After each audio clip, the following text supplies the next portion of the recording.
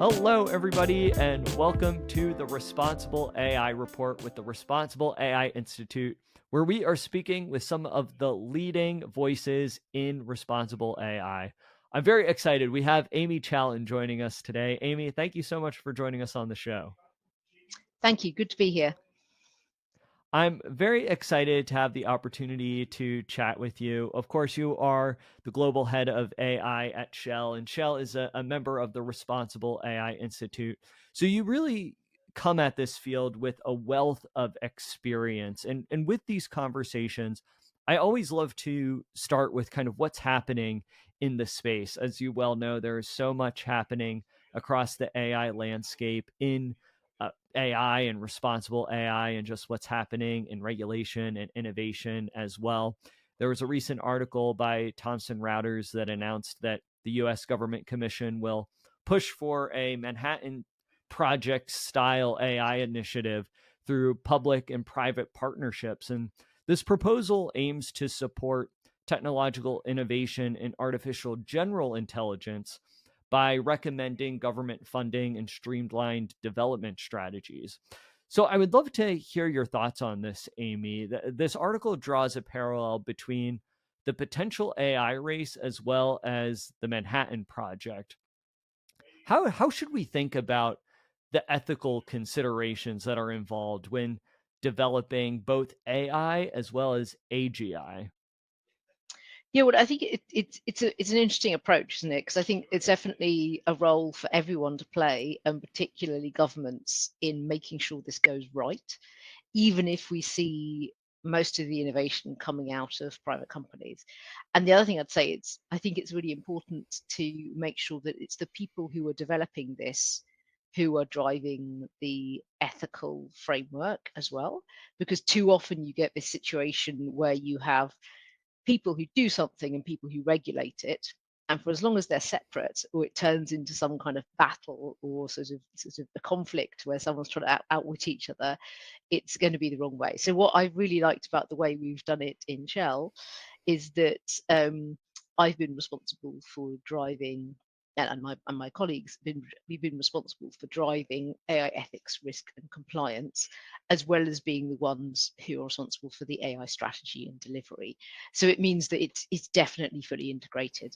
And so I think something like that, where you have a government and private partnership to not only develop this, but also think about the guardrails within which you develop it, it should be a successful way of doing this. And then I think in terms of like what we need to think about here in terms of the ethical considerations, it's at different levels. So, and it's all these different actors who have a part to play, because the kind of ethical considerations are so varied. And in terms of ordinary AI development, so for example, what we do in Shell, what my team does, I've got a team of PhD and research masters researchers. So it could be companies, charities, public sector, whoever is doing the development and the deployment.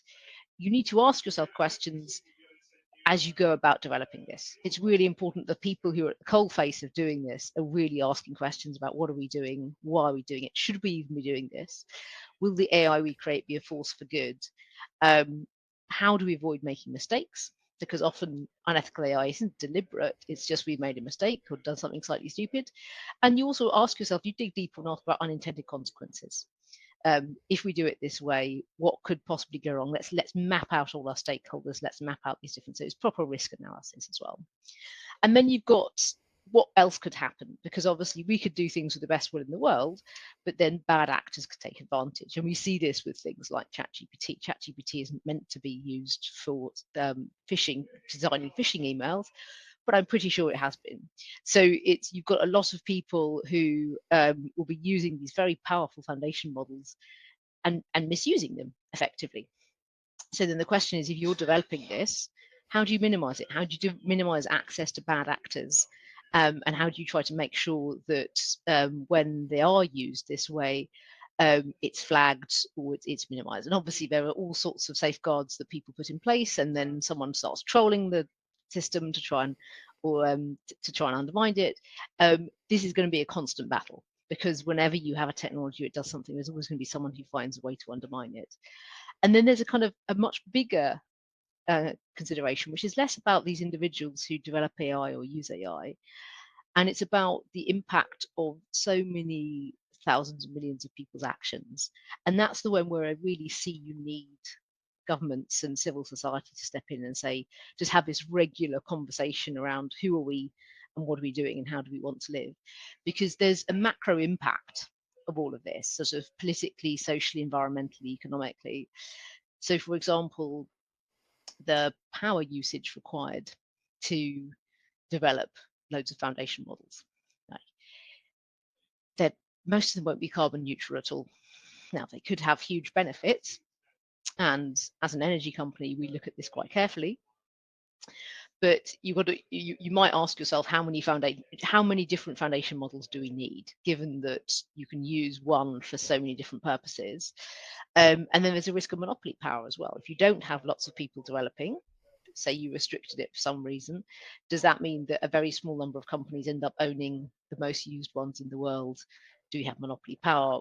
Is there something the governments need to do to step in? Is that a global government problem or is that a local one? And these are the kind of things which individual actors are not going to, whether companies, individuals, charities, are not going to solve. You really need this at a policy level. So I think there are multiple levels there, but overall, approaching it in this way, the people who do the work also have to be absolutely thinking about the ethical and risk frameworks here, and that you make sure there's always this conversation between private sector and public sector is definitely the way ahead. Yeah, you make some really good points about how essential it is that those developing the technology are asking these really important philosophical questions of, okay, is what we're creating serving humanity?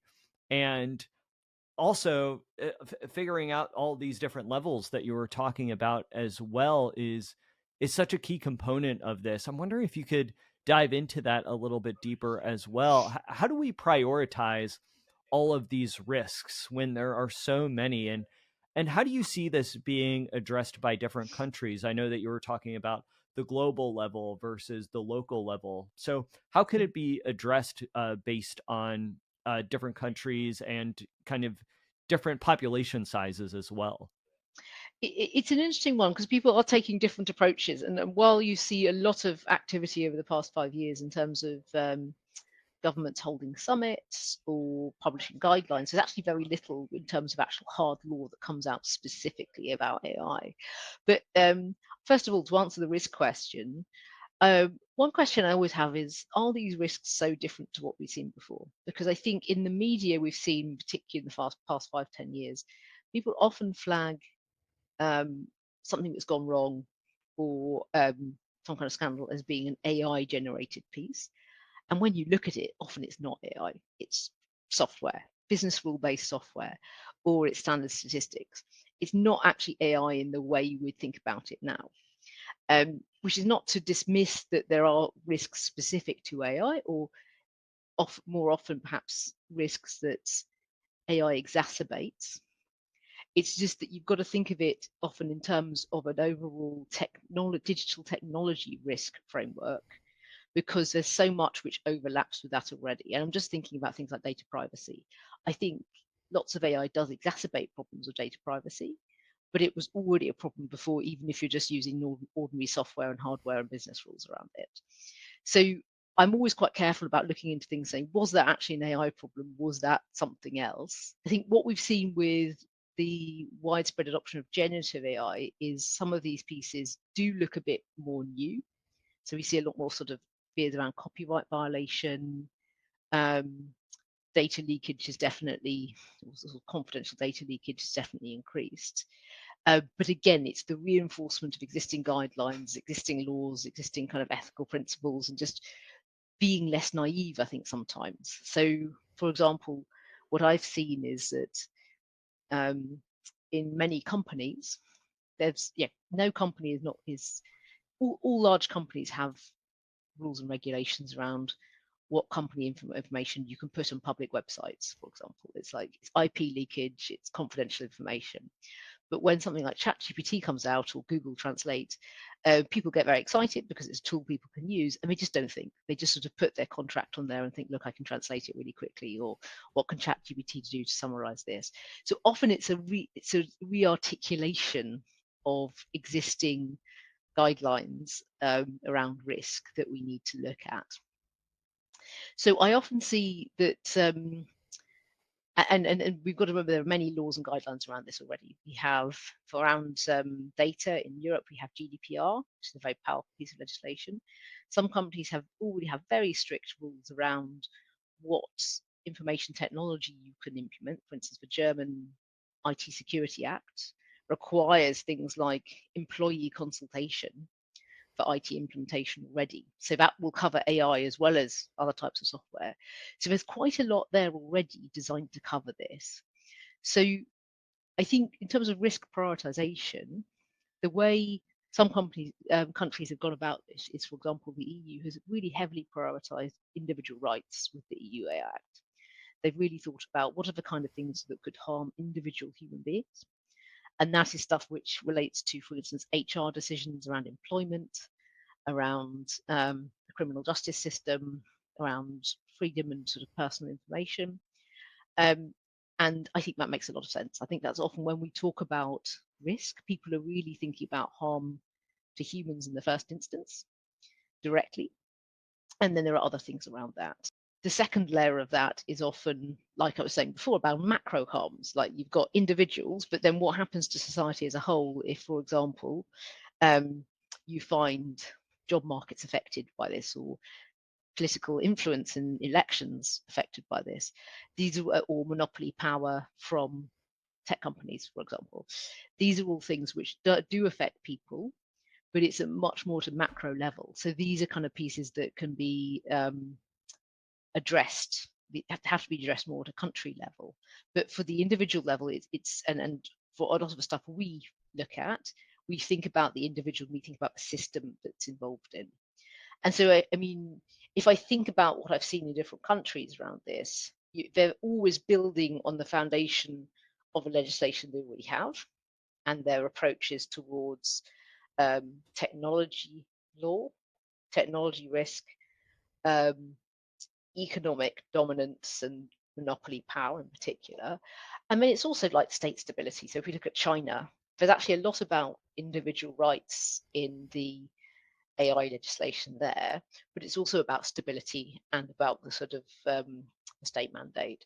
So I don't think that the AI legislation that's coming out looks that different to what these countries or economic blocs have been doing before. You can kind of see the different flavors and the different emphasis, but the common factor is often the individual rights, and that's where a lot of this sits. And I do think that's a sensible way of starting. Yeah, yeah, you make some really good points in talking about how the general conversation often thinks about, okay, what are the risks to humanity, and how do you think, Amy, that the larger public discussion of responsible AI, especially when talking about some of those existential risks, how does that relate to everyday AI ethics, for example, and risk management in a company like Shell? Mhm. How are those things taken into consideration? That's a really interesting point because I often see the two as quite different. You have a kind of a piece of like everyday ethics, risk, and compliance. We often refer to it like that in our program in Shell because it's all three. There's ethics, there's risk, and there's compliance. They're very closely related, and they all really matter. Um, and that is really practical, really pragmatic. What do we do? Trade-offs, risk, law, and what are we doing actually every day when we implement this stuff and when we use this stuff? And then there's the existential threat, which is so much larger. It does feel very, very different and very distant as well.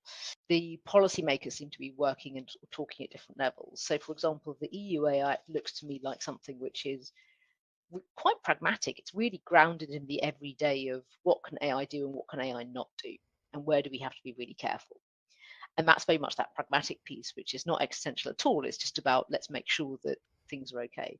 Whereas if we look at things like the Bletchley Park Summit that the UK government put together um, last year, that was very much around the existential risks of AI. So you're talking about a different time frame, and you're talking about what you might call those macro consequences, and very extreme macro consequences as well. They're not just the kind of there's a bit of monopoly power with something we need to regulate a bit more. It really is like catastrophe like thinking.